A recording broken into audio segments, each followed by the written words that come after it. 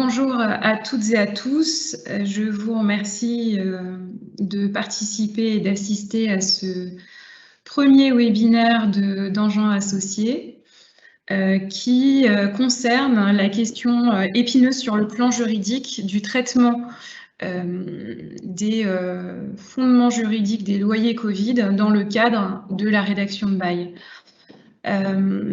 Alors, je vais donc faire défiler la présentation, d'abord pour vous présenter brièvement, pour ceux qui ne connaissent pas le cabinet d'Enjean et Associés, qui est un cabinet d'expertise comptable qui a décidé, dans le cadre de son développement, d'adjoindre aux professions du chiffre les professions du droit, ce qui fait que, comme vous le voyez, le cabinet offre principalement au secteur de l'immobilier et aux acteurs immobiliers une offre de services complète combinant donc les professions du chiffre et du droit.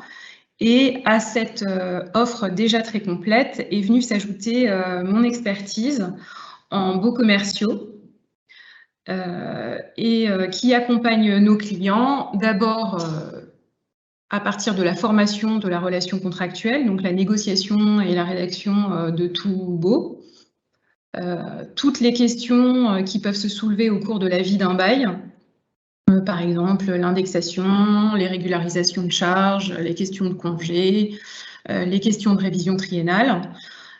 À l'échéance du bail, les questions qui peuvent se soulever au moment soit du renouvellement, soit de l'éviction du locataire. Et puis, dans le cadre éventuellement d'un différend qui pourrait exister, la préparation, la réflexion, la mise en place de la stratégie précontentieuse et contentieuse, et puis la mise en place de la stratégie contentieuse.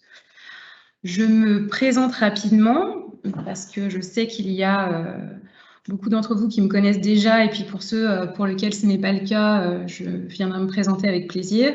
Donc, je m'appelle Faye Tadros, j'ai rejoint Enjean début septembre avec un double parcours qui est d'abord celui du property management que j'ai exercé pendant une dizaine d'années au sein d'un cabinet connu qui s'appelle Knight Frank.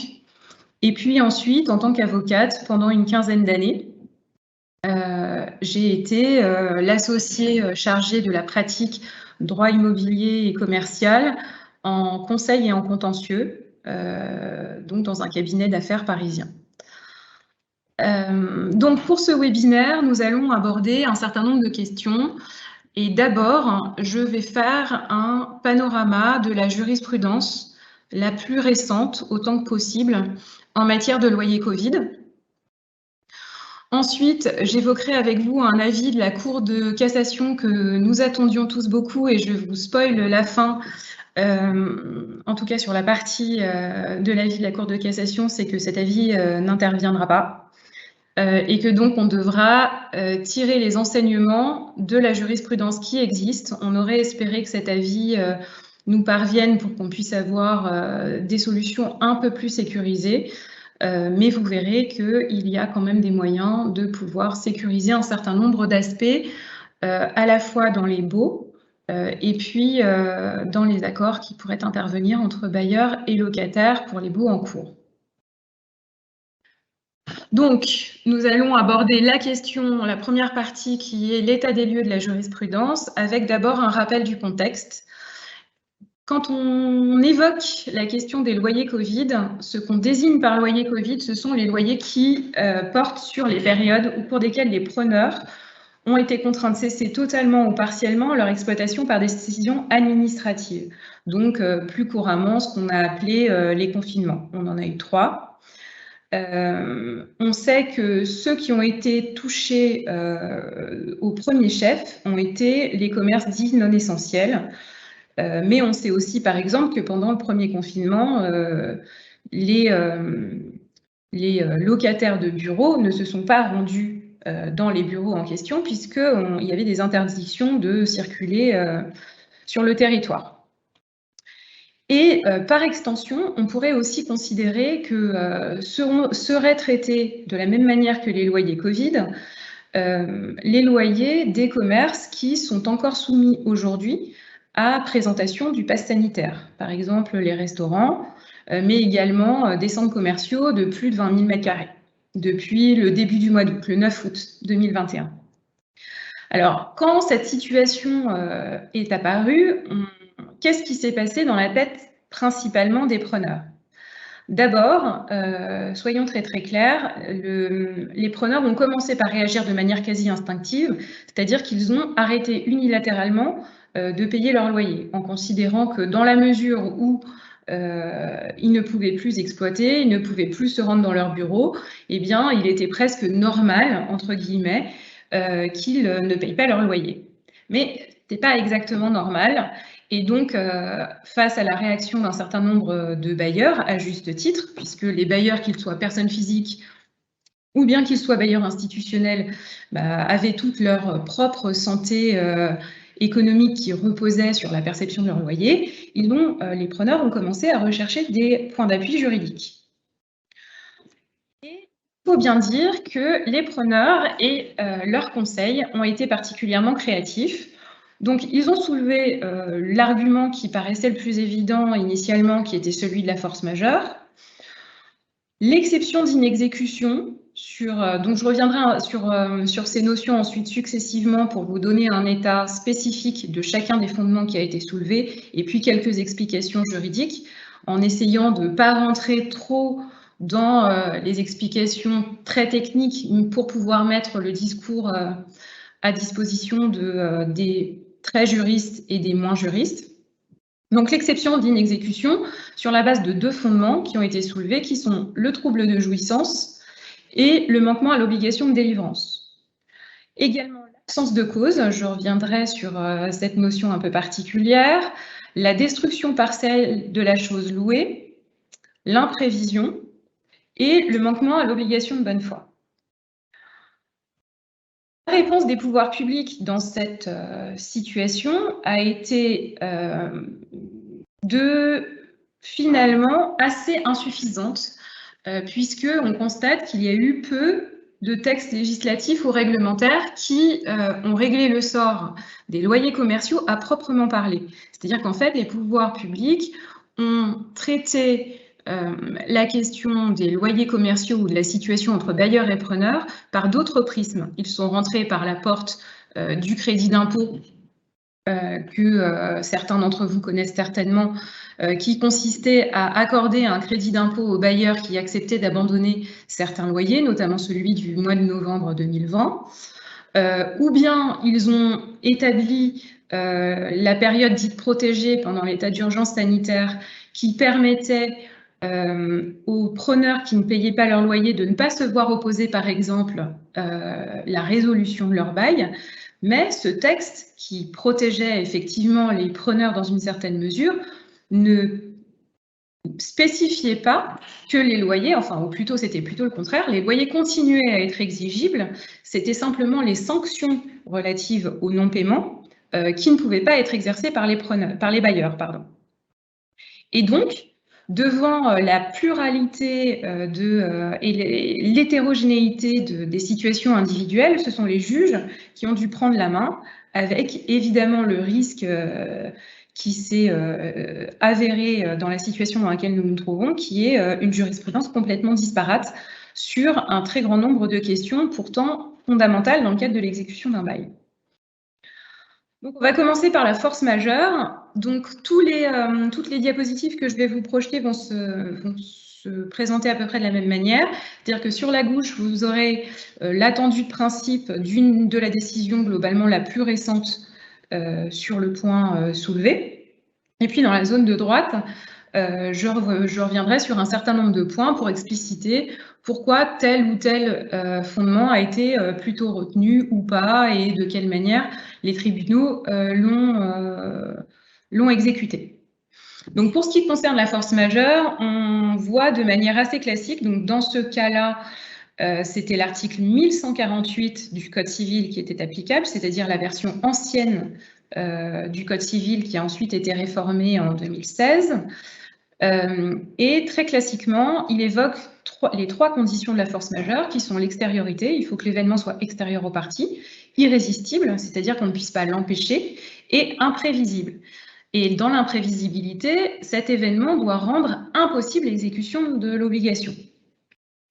Et dans cette situation, la Cour d'appel de Paris, donc, qui statuait en appel sur référé, puisque la plupart des décisions qu'on va commenter ici sont plutôt des décisions de référé, elle a rendu une décision qui est globalement conforme à la jurisprudence constante en matière d'exécution d'une obligation de paiement d'une somme d'argent, contrairement à une obligation de faire, c'est-à-dire d'exécuter un autre type d'obligation, par exemple l'obligation de livraison. La jurisprudence ne serait pas la même. Mais pour l'obligation de paiement d'une somme d'argent, on considère qu'elle est en fait toujours possible. Parce que dans l'hypothèse même où le preneur ne s'exécuterait pas spontanément, on peut toujours aller chercher de manière forcée le patrimoine du débiteur. Et donc, la jurisprudence considère que la condition d'irrésistibilité qui est nécessaire à la caractérisation de la force majeure n'est pas remplie. Je vous précise dès maintenant qu'en fait, cette notion n'est pas d'ordre public, et la raison pour laquelle j'en parle, c'est une des notions que je n'évoque pas dans la troisième partie de ce webinaire, c'est que ça signifie que les parties peuvent aménager la clause de force majeure dans les contrats. Et par exemple, dans un bail, si on veut se prémunir d'un risque de voir un jour retenue la force majeure dans le cas de la survenance d'une pandémie qui serait comparable à celle-ci, ou alors d'autres événements, eh ben, on peut définir de manière exhaustive tous les événements dont on estime qu'ils rentreraient dans sa définition contractuelle de la force majeure, qui serait donc plus restrictive par essence que celle qui est couverte par le Code civil. En ce qui concerne l'exception d'inexécution, donc c'est un mécanisme en gros qui permet, dans le cas de la réalisation d'une faute par une partie, que l'autre puisse lui opposer une inexécution qui est finalement la réponse presque réciproque au fait que l'autre partie n'exécute pas son obligation. Là, on a soulevé ce qu'on appelle le trouble de jouissance, c'est-à-dire qu'on considère que les preneurs qui ont opposé cet argument au bailleur disaient moi, je n'ai pas la jouissance paisible de mon local et donc je suspends le paiement des loyers jusqu'à ce que je récupère la jouissance normale de mon local. Le tribunal judiciaire de Paris s'est prononcé le 25 février, alors dans une décision au fond ici, mais qui n'était pas une décision spécifiquement rendue dans le cadre des loyers Covid, mais plutôt rendue dans le cadre d'une décision qui visait à fixer un loyer de renouvellement, et le locataire, en réponse aux demandes du bailleur, opposait le remboursement d'un certain nombre de loyers qu'il avait versés en disant qu'il n'avait pas eu la jouissance paisible de son local pendant une certaine période. Et là, le tribunal judiciaire de Paris a répondu que le bailleur ne garantit pas la chalandise des lieux loués. Et cette notion, finalement, par les commentateurs, a recouvert deux analyses possibles de la chalandise, qui est premièrement, de manière très classique, que le bailleur ne garantit pas que le bail sera fructueux, c'est-à-dire qu'il ne garantit pas la commercialité du local. Et ça veut dire qu'en gros, si un locataire prend un local en pariant sur le fait que ça va fonctionner, si son exploitation ne fonctionne pas parce qu'il n'y a pas assez de clients, etc., le bailleur ne garantit jamais cette commercialité. Et puis, sur ce qui concerne l'accessibilité du local, on définit ici une distinction entre la responsabilité du bailleur qui viendrait de causes intrinsèques, c'est-à-dire, par exemple, s'il doit faire des travaux d'enlèvement d'amiante. On sait que ces travaux sont lourds et nécessitent, par exemple, de confiner certaines zones du local pour enlever de manière sécurisée l'amiante. Toute l'immobilisation du local liée à ce qui est intrinsèque au local donnera effectivement lieu à responsabilité du bailleur et donc la compensation du preneur. En revanche, ici, on ne retient pas la responsabilité du bailleur parce que la cause est complètement extérieure au bailleur. Il n'a ni pouvoir ni contrôle sur cette fermeture administrative ou sur l'imposition d'un pass sanitaire. Et d'ailleurs, si on poussait le raisonnement plus loin, si le preneur avait mis en demeure un bailleur en lui disant « je ne peux plus accéder à mon local parce qu'il y a une fermeture administrative », je vous mets en demeure de résoudre la situation, le bailleur ne pourrait pas le faire. Donc, la jurisprudence considère qu'on ne peut pas opposer au bailleur, ici, le trouble de jouissance. Dans la même logique, l'exception d'inexécution avec l'obligation de délivrance. Donc, dans l'article 1719 du Code civil, au premier alinéa, le bailleur a une obligation de délivrer la chose louée. Ici, la Cour d'appel de Paris, dans une décision du 12 mai 2021, qui était un appel sur ordonnance de référé, a estimé que c'était un argument qu'on ne pouvait pas retenir contre le bailleur, parce qu'il faut rappeler qu'en fait, l'exception d'inexécution, c'est un mécanisme de responsabilité civile. Et donc, la logique inhérente à la responsabilité, c'est qu'il faut qu'il y ait une faute qui ait été commise, que ça entraîne un préjudice et qu'il y ait un lien de causalité entre la faute et le préjudice. Et en matière d'exception d'inexécution, si une partie commet une faute grave, l'autre peut décider de suspendre l'exécution de sa propre obligation. Mais ici, la jurisprudence retient à juste titre que le bailleur ne commet aucune faute. Il a poursuivi la mise à disposition des locaux et des équipements, c'est-à-dire qu'il n'a pas interdit lui-même au locataire d'accéder à son local. Il a continué à faire des travaux, il a continué à entretenir l'immeuble, il a continué à payer les charges. Et donc, on ne peut pas considérer que le bailleur a commis une faute. Et la Cour d'appel, dans cette décision, poursuit à juste titre en expliquant que les textes qui ont été mis en place par le législateur ont exonéré le preneur des conséquences du non-paiement, mais n'ont jamais décidé que que les loyers n'étaient pas exigibles. Au contraire, les textes ont maintenu l'exigibilité. Et elle relève donc que le maintien de l'exigibilité par les textes mis en place par le législateur vient corroborer le fait qu'on ne peut pas faire fonctionner contre le bailleur l'exception d'inexécution. Ensuite, l'absence de cause. Alors, l'absence de cause, c'est un mécanisme qui plaît beaucoup normalement aux experts et aux spécialistes du droit des contrats, enfin qui plaisait beaucoup, je devrais dire, puisque la cause a été supprimée du système juridique français.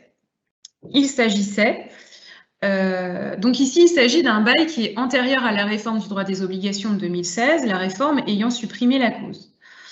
La cause d'un contrat était une condition de validité du contrat qu'on apprécie au moment de sa conclusion. C'est-à-dire que, indépendamment de l'objet ou de la contrepartie d'un contrat, il devait y avoir pour les parties une cause, une raison subjective finalement pour laquelle ils avaient conclu le contrat.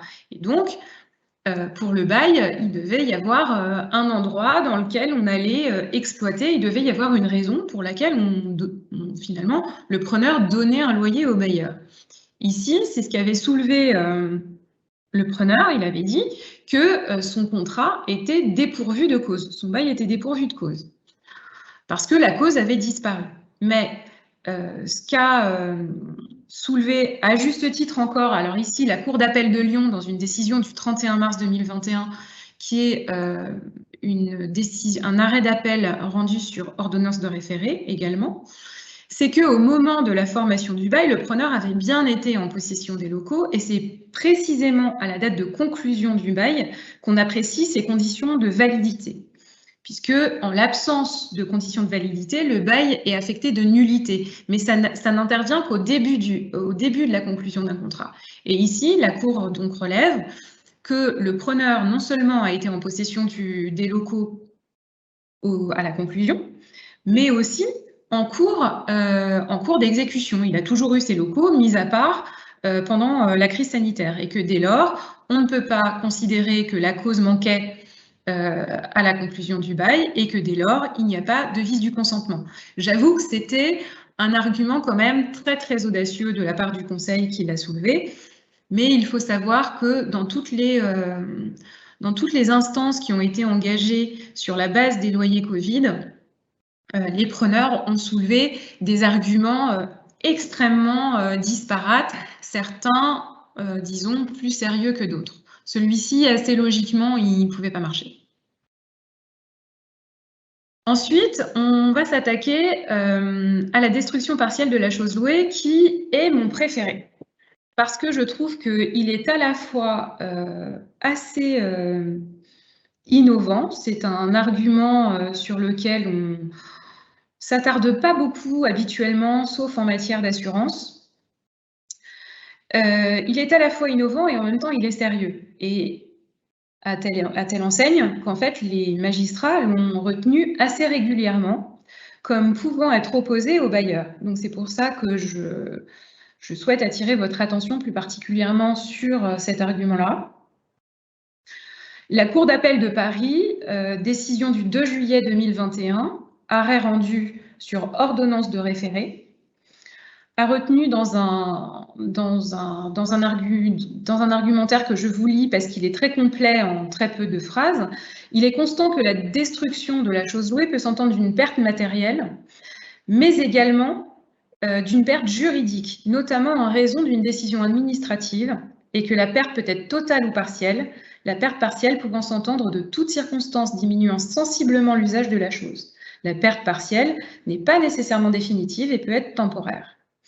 Cette décision de la Cour d'appel de Paris va dans le même sens que celle qu'elle avait prise le 8 juillet postérieurement le 8 juillet 2021 et antérieurement le 12 mai 2021. Cette jurisprudence de la Cour d'appel de Paris, pour le coup, était contraire à sa jurisprudence du 3 juin 2021. C'est pour ça qu'il faut faire très, très attention sur toutes les jurisprudences de loyer Covid qui fluctuent quand même énormément, même au sein de la même juridiction. Elle a été beaucoup suivie par les juges de première instance en référé, qui étaient contents, je pense, de pouvoir se raccrocher à un argument sérieux permettant d'exonérer un certain nombre de preneurs. En fait, ils ont tous considéré, sur la base de cette décision, de cette position de la Cour d'appel de Paris, que le preneur n'a pu jouir de la chose louée, ni en user conformément à sa destination pendant la période de fermeture administrative. Et que donc, du fait de cette décision administrative, il a subi une perte juridique. Et comme la jurisprudence précédemment assimilait la perte juridique à la perte matérielle, ils ont accepté les magistrats ont accepté de se fonder sur l'article 1722 pour opposer une contestation sérieuse dans le cadre d'actions en référé pour s'opposer finalement aux actions en paiement du bailleur. Et là où c'était intéressant pour les preneurs, c'était que dans ce cas-là, contrairement à l'exception d'inexécution, la faute du bailleur était inopérante dans le raisonnement. Donc peu importe que le bailleur n'ait pas commis de faute, il suffit simplement que le preneur n'ait pas pu jouir de la chose louée comme il devait en jouir pour pouvoir opposer la perte partielle, la destruction partielle de la chose louée. Alors, je vous indique quand même des décisions en sens contraire, parce que ça a été beaucoup suivi par les juges de première instance, mais au niveau cour d'appel, la Cour d'appel de Lyon, le 31 mars, n'a pas souhaité s'inscrire dans cette jurisprudence, ni la Cour d'appel de Versailles, le 6 mai 2021, en considérant que la destruction partielle devait se limiter à la perte matérielle et non pas à la perte juridique. Ce qui concerne maintenant le mécanisme de l'imprévision, là encore, des décisions contraires. Elles sont peu nombreuses en matière d'imprévision. Vous avez une décision du tribunal de commerce de Paris du 11 décembre 2020 qui considère qu'on ne peut pas retenir l'imprévision comme étant une contestation sérieuse. Alors, je reviens rapidement sur le mécanisme d'imprévision, mais que je compte voir de manière plus détaillée dans la troisième partie. En gros, le mécanisme de l'imprévision, c'est de dire il y a un bouleversement de l'économie générale du contrat, et donc les parties ont une obligation de renégociation et d'adapter finalement les conditions d'exécution de ce contrat. Pour ça, il faut que le bouleversement d'économie générale du contrat entraîne une exécution excessivement onéreuse pour l'une des deux parties, ce qui oblige finalement l'autre partie à venir autour d'une table pour accepter de revoir les modalités d'exécution du contrat. Ici, le tribunal de commerce a considéré que dans la mesure où le loyer n'avait pas bougé, on ne pouvait pas considérer que l'exécution était devenue excessivement onéreuse. Alors, je suis en désaccord avec cette analyse, même si je comprends que les magistrats n'aient pas voulu la retenir parce que dans le contexte, ça semblait être une porte ouverte finalement à ce que toutes les parties puissent soulever l'imprévision. Et c'est qu'en fait, le magistrat a dit, comme le loyer est resté pareil, ça n'est pas excessivement onéreux. Simplement, il omet de prendre en compte dans la logique que certes, le loyer reste le même, mais en face, vous avez une exploitation qui est fermée et qui ne génère plus le chiffre d'affaires comparable, voire pas de chiffre d'affaires du tout. Et que donc, dans la logique du preneur, l'équilibre économique qui présidait à la conclusion du contrat n'existe plus. Donc, j'avoue que c'est un raccourci un petit peu fragile. En sens contraire, 3 semaines plus tard, le tribunal judiciaire de Paris, en référé, a considéré, lui, que, effectivement, la situation sanitaire dans laquelle on se trouvait pouvait justifier d'opposer une contestation sérieuse aux bailleurs. Il faut se souvenir qu'en fait, les actions qui ont été engagées par les bailleurs, c'était ce qu'on appelait des référés provisions, c'est-à-dire que on allait devant le juge, non pas pour obtenir une décision définitive au fond, mais pour obtenir une décision provisoire en urgence, puisque c'était une situation finalement qui nécessitait d'agir en référé. Le mécanisme du référé provision, c'est avoir finalement un contrat signé, une facture impayée, et devant l'évidence, le magistrat doit allouer une provision, le juge des référés, allouer une provision qui généralement est demandée à hauteur de 100% de la facture impayée. Le juge des référés a un rôle extrêmement restreint qui est on l'appelle aussi le juge de l'évidence. Donc il ne doit pas y avoir de contestation sérieuse sur l'exigibilité de la provision en question. Et évidemment, le grand jeu des preneurs devant les juges ont été de soulever toutes ces contestations sur tous les fondements juridiques qu'on a vus précédemment et l'imprévision aussi, et d'essayer de faire qualifier ces fondements juridiques comme étant des contestations sérieuses. Et donc on voit ici que le tribunal de commerce a considéré que l'imprévision n'était pas une contestation sérieuse, alors que le tribunal judiciaire, dans la même période, considérait que c'était bien une contestation sérieuse. L'obligation de bonne foi. Donc, elle, c'est la championne de ce qui a permis aux preneurs d'obtenir finalement satisfaction devant les magistrats. Le tribunal judiciaire de Paris en référé, donc alors attendez, je revérifie, pardon. Oui, c'est une décision du même jour, mais une décision différente. A retenu que les contrats doivent être exécutés de bonne foi. C'est une obligation du droit des contrats qui a toujours existé depuis 1804, depuis la création du Code civil. Et que donc, se fondant sur cette obligation de bonne foi, les magistrats ont considéré que dans ces circonstances exceptionnelles dans lesquelles on se trouvait, les parties avaient finalement une obligation de vérifier, de s'assurer que des modalités dans lesquelles le contrat devait pouvoir s'exécuter.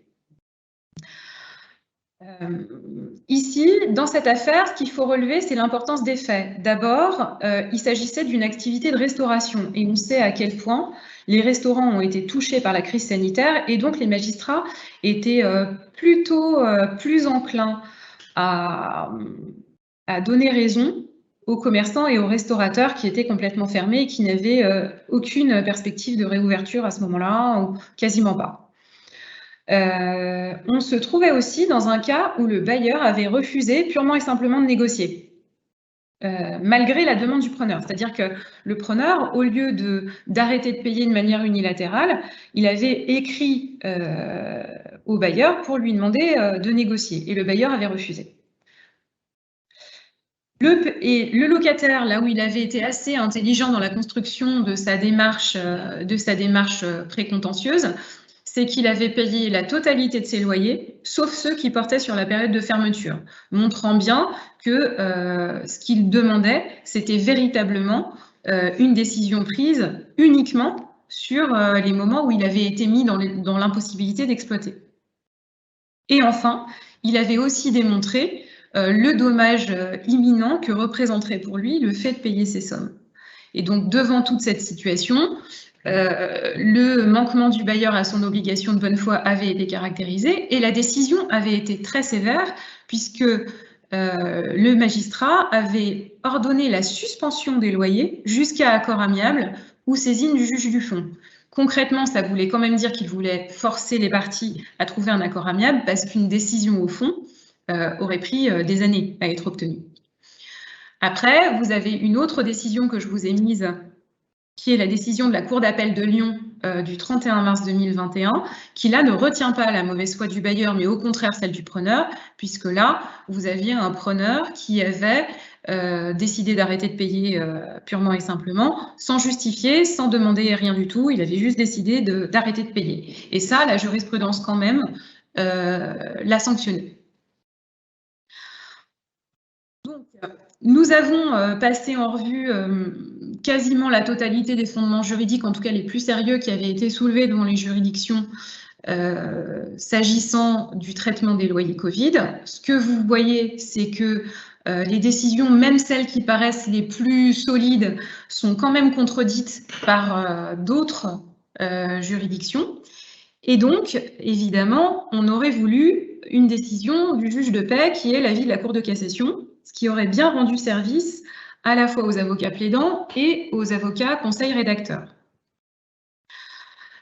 Obtenir une décision de la Cour de cassation, ça supposait d'avoir une décision d'appel qu'on allait ensuite contester devant la Cour de cassation pour autant que les conditions de saisine de la Cour de cassation soient remplies, c'est-à-dire qu'il fallait une difficulté procédurale, puisque la Cour de cassation ne se prononce pas sur les faits et sur le fond.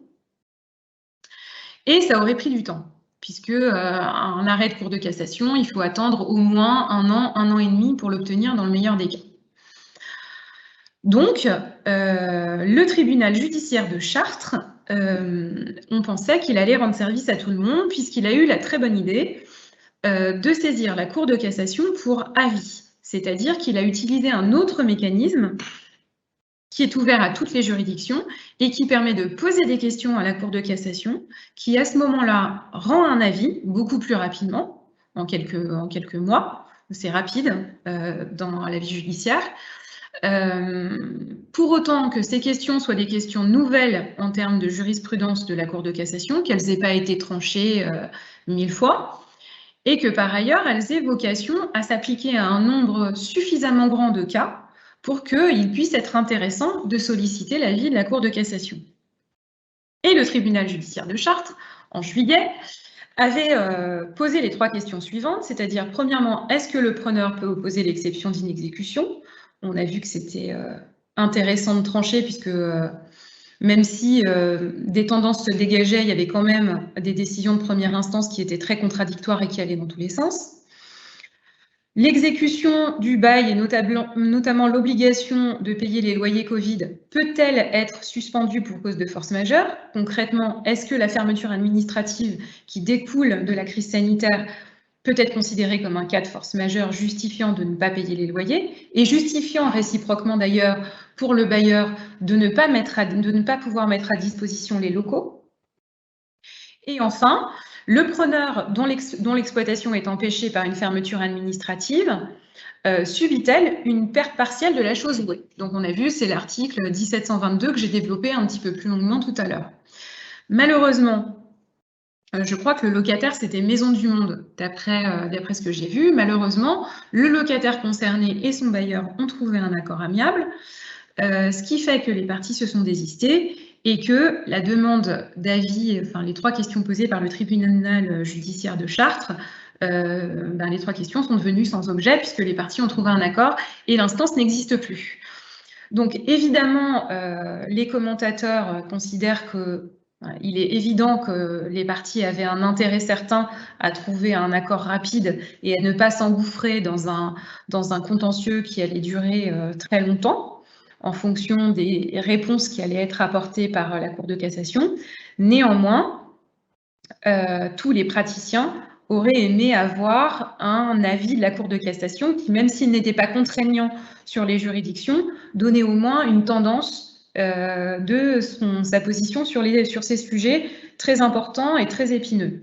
Eh bien, nous ne l'aurons pas. Et donc, malgré tout, nous allons devoir tirer les conséquences de cette jurisprudence disparate, puisque les décisions qui ont été évoquées montrent bien qu'il y a un risque que certains arguments soient retenus, pour l'instant en référé, mais il y a encore toute la vague des contentieux au fond qui risque d'intervenir et devoir reconnaître peut-être que la fermeture était un trouble de jouissance, ou alors que c'était un manquement à l'obligation de délivrance, qu'il y avait des manquements caractérisés à l'obligation de bonne foi qui auraient justifié qu'on revoie le fonctionnement du contrat, etc. Donc, devant ce risque, il faut essayer, autant que faire se peut, de sécuriser la rédaction des contrats à venir, et puis d'encadrer aussi les discussions actuelles avec les preneurs, enfin entre bailleurs et preneurs. J'ai pris pour le raisonnement, pour vous expliquer de quelle manière la crise sanitaire a impacté la rédaction de bail, j'ai pris l'exemple de l'imprévision, parce que c'est un très bon exemple. Pour revenir sur le contenu de l'obligation de renégociation et de l'imprévision. Donc, l'article 1195 prévoit que si un changement de circonstance imprévisible lors de la conclusion du contrat, qui rend excessivement onéreux son exécution, donc on l'a vu tout à l'heure, pour des parties qui n'avaient pas accepté au début, c'est-à-dire au moment où ils ont conclu le contrat, de supporter ce risque, ça génère une obligation de renégociation entre les parties. Se déroule un peu le système qui a été mis en place par le texte, et à la fin, un article prévoit, enfin un alinéa in fine prévoit, à défaut d'accord dans un délai raisonnable, le juge peut, à la demande d'une partie, réviser le contrat ou y mettre fin à la date aux conditions qu'il fixe. Avant 2016, l'obligation de renégociation ne reposait que sur la loyauté contractuelle, c'est-à-dire la fameuse obligation de bonne foi qu'on a vue tout à l'heure. L'obligation de bonne foi aujourd'hui est prévue par l'article 1104 du Code civil, mais avant, l'obligation de bonne foi, elle était prévue par le fameux article très connu, 1134 du Code civil, qui disait que le contrat tenait lieu de loi des parties et prévoyait que les conventions doivent être exécutées de bonne foi. Cette obligation subsiste, elle existe toujours, elle est d'ordre public. Et les juges avaient construit une forme de théorie qui disait que l'obligation de bonne foi, finalement, obligeait les parties à renégocier un contrat dont l'équilibre était complètement bouleversé par la survenance d'une circonstance que les parties n'avaient pas pu prévoir lors de la conclusion du contrat. Évidemment, les juges étaient quand même un petit peu réticents à venir mettre leur nez finalement dans la loi des parties, parce que la loi des parties en droit civil français, c'est un principe extrêmement fort et extrêmement important, et notamment toucher au prix. C'était quelque chose que les juges n'aimaient pas trop faire, et donc il y avait quand même une jurisprudence peu respecté, très souvent soulevé, mais peu suivi. Depuis 2016, cette théorie a été codifiée à l'article 1195 que vous voyez donc sur le côté gauche. Mais cette obligation de renégociation n'est pas d'ordre public, ce qui signifie qu'elle peut faire l'objet d'aménagements contractuels, elle peut même faire l'objet de renonciation, comme beaucoup de bailleurs le savent. Et en particulier, cet article 1195 du Code civil a soulevé un risque, notamment pour les bailleurs, mais pas seulement, pour les parties en général, un risque de révision judiciaire du contrat en cas d'échec des discussions. Parce qu'on peut quand même considérer que si les parties amiablement, en dehors de tout mécanisme juridique, n'ont pas réussi à trouver d'accord, il est assez certain qu'au bout du processus fixé par l'article 1195 du Code civil, on va se retrouver devant une porte fermée. Et ça veut dire que l'une des parties peut saisir le juge et le juge peut venir modifier l'exécution du contrat, c'est-à-dire réviser ses modalités d'exécution, réviser son prix, et même éventuellement, on le voit dans l'article 1195, y mettre fin. Donc, autant dire que dans le cadre d'un bail commercial, personne ne voulait de ça. Donc, la manière dont ça s'est passé ensuite et la manière dont la pratique se déroule aujourd'hui, c'est-à-dire un peu avant le Covid quand même, c'était que les bailleurs systématiquement dans leur première mouture d'envoi de bail prévoyaient une renonciation pure et simple au mécanisme de l'imprévision. Donc, il était quasiment systématiquement, parce que dans tous les baux que j'ai pu voir, à partir du moment où l'article 1195 a été créé, cette disposition rédigée plus ou moins de cette manière est apparue dans les baux, disant que les parties acceptaient de supporter les conséquences d'un changement imprévisible et qu'elles renonçaient purement et simplement à se prévaloir de l'article 1195. Vous comprenez ici que ce n'est pas l'obligation de renégociation qui posait problème, mais c'était le fait que le juge, in fine, puisse venir intervenir dans l'exécution du contrat. Aujourd'hui, on constate aussi que, échaudés par la crise sanitaire, de plus en plus de preneurs refusent cette disposition telle qu'elle est rédigée. Leur conseil explique que, compte tenu de ce qui vient de se passer, leurs clients ne peuvent pas accepter une renonciation pure et simple. Donc, pour essayer de mitiger ce blocage, parfois, moi j'ai déjà vu des négociations où il y avait au moins 2 allers-retours de contrat qui tournaient autour de l'article, de la renonciation à l'article 1195. Il y a des solutions alternatives qui se sont mises en place.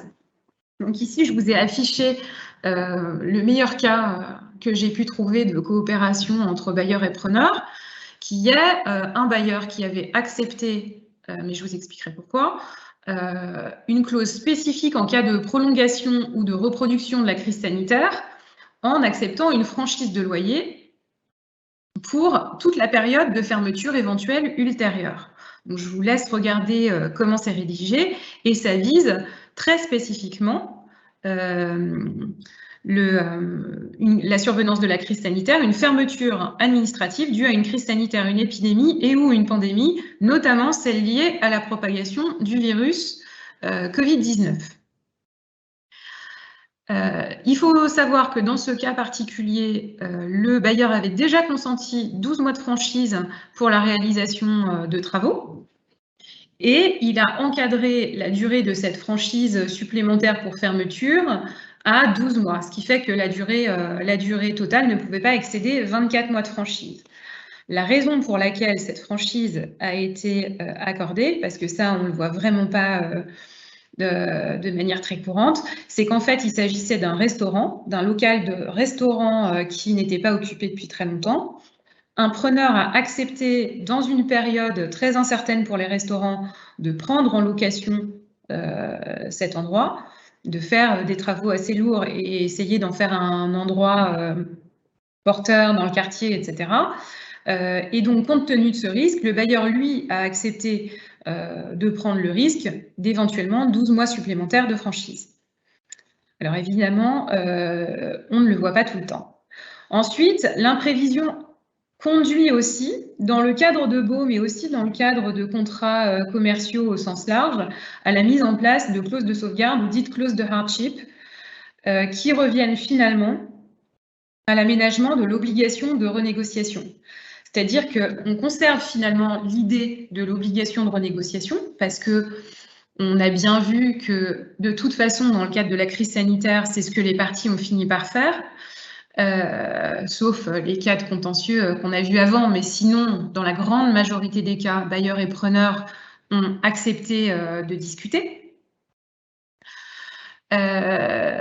Et donc, dans cette obligation de renégociation, là où cette démarche est positive, c'est-à-dire qu'on inclut une disposition qui prévoit le mécanisme, qui prévoit contractuellement le mécanisme en cas de survenance d'un cas particulier, c'est que d'abord, ça oblige les parties à réfléchir au moment de la rédaction du contrat et à s'entendre préalablement sur, premièrement, l'existence de cette obligation de renégociation, c'est-à-dire que clairement, elles mettent sur papier leur volonté de coopérer, parce qu'il ne faut pas oublier qu'un bail commercial s'exécute sur 9 ans, 18 ans, enfin sur une période très très longue, voire plus longtemps parfois, et que donc la relation bailleur-preneur, c'est quand même, au-delà d'une relation contractuelle, c'est une relation de partenariat. Et donc ça oblige les parties à finalement confirmer en creux leur volonté de coopérer. On décide qu'un certain nombre de cas déclenchera cette obligation de renégociation, c'est-à-dire que d'un côté, les parties ont renoncé à l'obligation d'imprévision, enfin à l'article 1195, mais en même temps, dans un autre endroit du contrat, on a déterminé les cas où on acceptera de renégocier dans des conditions qu'on aura contractuellement encadrées par avance. Donc, on peut prévoir des franchises, des baisses de loyer, on peut prévoir par exemple des modalités variables de révision. Pour ce qui concerne les commerces, on peut dire, dans l'hypothèse où on constate une baisse de chiffre d'affaires de X% entre les deux périodes considérées, le bailleur accepte une baisse de loyer de X%. Bon. On peut prévoir simplement des décalages de paiement, sans forcément prévoir de franchise, voire une résiliation.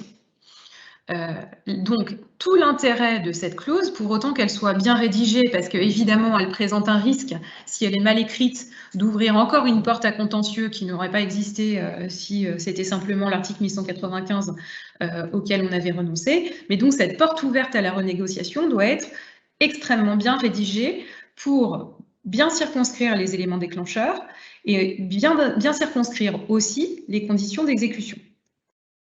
Mais tout l'intérêt qu'elle présente, c'est de dispenser de l'intervention du juge, et surtout, l'intérêt qu'elle présente aussi, c'est dans l'hypothèse où d'autres cas pourraient survenir qui ne déclenchent pas automatiquement cette obligation de renégociation contractuelle, elle montrerait à un juge une volonté du bailleur et du preneur de coopérer, ce qui fait que ça permettrait plus facilement de l'écarter dans des cas qui ne seraient pas visés dans la clause en question.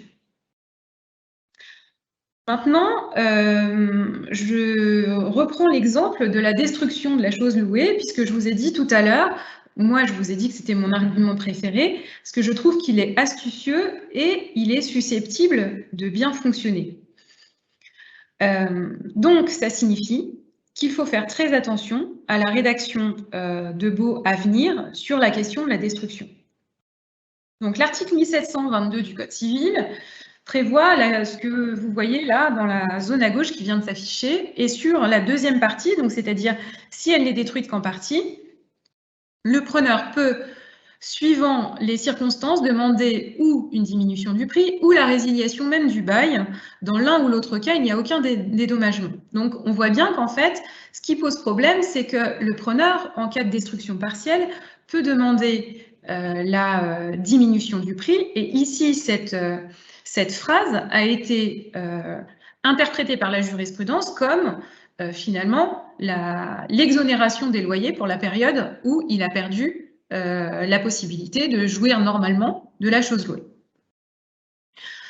Quand on regarde les baux, on s'aperçoit qu'ils peuvent parfois ne contenir aucune disposition contractuelle sur la question. Ou alors, il contient une clause qui reprend purement et simplement l'article 1722 du Code civil, ce qui ne sert à rien. Reprendre le droit dans un contrat, sur le plan rédactionnel, c'est inutile. Mais donc, dans ces deux cas, suivant qu'il n'existe aucune disposition contractuelle, même dans certains baux institutionnels que j'ai regardés en préparant cette présentation, ou l'existence d'une clause qui reprend exactement les termes, eh ben, c'est l'article 1722 qui s'applique avec tout le risque que présente la jurisprudence que je vous ai expliqué tout à l'heure. Donc, il va falloir prendre un certain nombre de précautions rédactionnelles qu'on trouve déjà dans des baux qui sont bien faits. La première, moi je ne l'ai jamais vue, c'est-à-dire la limitation expresse à la destruction matérielle de la chose. Parce qu'à partir du moment où vous rajoutez purement et simplement la notion de matériel, ça vient éviter tous les contentieux postérieurs qui pourraient exister sur la perte finalement juridique de la chose, c'est-à-dire la perte intangible de la chose. Donc, on peut prévoir, l'article 1722, là encore n'étant pas d'ordre public, vous pouvez prévoir un encadrement contractuel de la clause, et juste en rajoutant un mot, vous venez encadrer la clause en question. Il y a également la renonciation du preneur à la faculté de demander la diminution de prix. Pareil, vous avez une disposition qui n'est pas d'ordre public et donc vous pouvez purement et simplement dire que le preneur renoncera à la diminution de prix. Ou encore, fixer des seuils de déclenchement à partir desquels les conséquences de la destruction partielle surviendront. Enfin, il faut que je vous indique que, en réalité, tout le résultat de cette jurisprudence, c'est finalement d'encourager les accords amiables. Parce que la quasi-totalité des bailleurs et des preneurs n'ont pas envie de s'engager dans des contentieux qui vont durer longtemps, même en référé, ça dure plusieurs mois, 1 an, vous avez vu les dates des décisions, et vous vous doutez bien que ces actions, elles ont été engagées à peu près au moment du premier confinement. Donc, pour éviter ça, effectivement, il faut d'abord véritablement jouer le jeu de la bonne foi contractuelle, non pas simplement pour éviter les contentieux, mais aussi pour vous prémunir d'arguments qui pourraient vous être opposés. Et donc, il faut documenter la bonne foi contractuelle. C'est-à-dire, quand un preneur écrit, quand un bailleur écrit, enfin, quand une partie écrit à l'autre, demandant de renégocier, il faut y répondre, il faut faire de vraies propositions. Il ne faut pas disqualifier purement et simplement, non pas parce que il faut absolument trouver un accord, mais simplement parce que aussi, en termes de démonstration, c'est-à-dire en termes de charge de la preuve devant le magistrat, pour pouvoir montrer que vous avez rempli votre obligation de bonne foi, il va falloir produire ces courriers. Et des échanges verbaux ne suffiront pas. Et enfin, le second point sur lequel je veux attirer votre attention, c'est la formalisation des accords contractuels. Si vous trouvez un accord entre bailleur et preneur, mon conseil serait de le formaliser de manière sous la forme de protocole transactionnel. Pour la plupart, pour l'instant, les accords ont été formalisés sous forme d'avenants aux baux existants. Le problème des avenants, c'est qu'ils n'ont pas la force du protocole transactionnel. Le protocole transactionnel a la force d'une décision judiciaire, puisqu'il vient mettre fin à un différend et les parties dans l'accord renoncent à des réclamations ultérieures. Donc, un protocole transactionnel ne peut pas être mis en cause par des variations de jurisprudence. Mais si vous faites un avenant, un bail, sans prévoir la forme transactionnelle, et qu'une jurisprudence vient décider que finalement, l'histoire de la destruction partielle de la chose louée, c'est le bon argument, c'est celui-là qui marche, et effectivement, les preneurs ont été privés. Et bien, ça veut dire que tous les preneurs qui auront conclu des avenants, simplement, sans la force transactionnelle, pourront venir réclamer les loyers en disant, en fait, moi, j'ai été privé de la chose louée, donc le simple décalage de paiement que vous m'avez accordé ne me suffit pas. et je dois être remboursée des sommes que j'ai indûment payées pour cette chose louée qu'en réalité j'avais perdue. Voilà, donc c'est la raison pour laquelle je vous invite, dans la mesure du possible, à conclure des protocoles transactionnels avec l'aide de vos conseils, parce que la forme transactionnelle est très encadrée par le Code civil.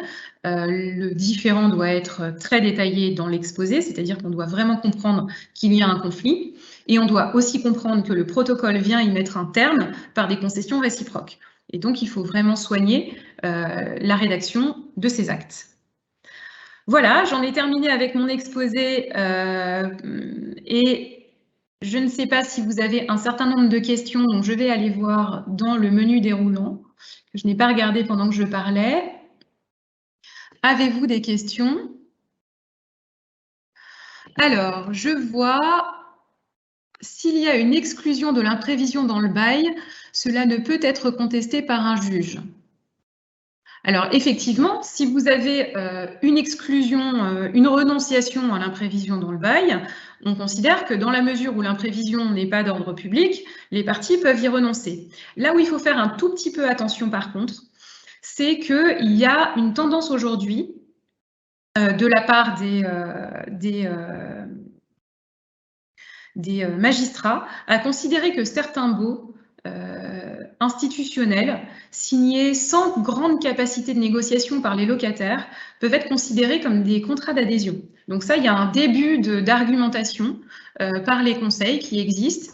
Et donc, certaines clauses qui viendraient déséquilibrer la logique du contrat dans le cadre d'un contrat d'adhésion, donc ça fonctionne en gros comme des contrats de consommation, et ben ça pourrait finalement permettre de faire sauter certaines clauses considérées comme déséquilibrées par le juge. Donc, à la réponse à la question qui est posée ici, en théorie, oui, c'est-à-dire que le juge, en théorie, ne peut pas remettre en question la renonciation des parties, mais dans l'hypothèse où un preneur déciderait d'aller plus loin sur la logique, c'est-à-dire complètement requalifier son bail commercial en contrat d'adhésion, il pourrait y avoir un petit risque. Pour l'instant, il n'y a pas beaucoup de jurisprudence sur le sujet, cela étant. Alors, la justice serait-elle désormais muette en plus d'être aveugle? Oui, c'est pas faux. Alors, elle n'est pas vraiment muette, mais elle est au contraire cacophonique, je dirais moi. Et puis, quid des nouveaux contrats maintenant que la crise sanitaire est entrée dans la vie normale? Alors, c'est une bonne question. La notion d'imprévisibilité fait qu'aujourd'hui, la question de la crise sanitaire, finalement, la crise sanitaire est rentrée dans la normalité de notre raisonnement. Donc, tous les contrats qui viendraient essayer de circonscrire la crise sanitaire doivent le faire expressément, puisqu'on ne peut plus considérer à la conclusion d'un contrat que cette crise sanitaire, cet événement est imprévisible. En revanche, l'effet que ça a eu sur les parties, les conseils, c'est que ça leur a fait peur. On s'est retrouvé dans le cadre d'une crise sanitaire que personne n'aurait pu imaginer. Dans aucun cas, voilà, ces confinements, cet enfermement de finalement plusieurs milliards de personnes chez eux et l'arrêt total de l'économie, ou quasiment, personne n'aurait pu l'imaginer 6 mois avant. Et donc, maintenant, les parties à qui on dit l'imprévisible, par définition, c'est imprévisible, et vous voyez bien qu'il y a une situation qu'on n'avait pas pu prévoir, et heureusement qu'on avait certains dispositifs dans le contrat pour pouvoir s'y raccrocher. Maintenant, les parties vont finir par le croire. Donc, ce qui va se passer, c'est qu'il va y avoir un durcissement, à mon avis, de négociations autour de clauses dont finalement pas grand monde ne s'occupait jusqu'à présent. Par exemple, l'imprévision, c'est un bon exemple. C'est pour ça que je vous l'ai cité tout à l'heure. Les preneurs ne s'y intéressaient pas du tout. Quand leurs conseils leur disaient écoutez, non, ce serait mieux de ne pas y renoncer, les preneurs disaient oui, mais bon, qu'est-ce qui peut se passer de toute façon? Et en fait, maintenant, la réponse à qu'est-ce qui peut se passer de toute façon, c'est on ne sait pas. Et donc, ça signifie que certes, la crise sanitaire en elle-même est devenue un événement prévisible, et peut-être qu'il y aura des variations, et effectivement la jurisprudence ne sera plus la même sur la question de la crise sanitaire, mais les preneurs auront peut-être tendance à imaginer qu'il peut se passer autre chose, voire pire, de non prévisible. Voilà. Est-ce qu'il y a d'autres questions? Je regarde dans les questions publiées. Je ne crois pas.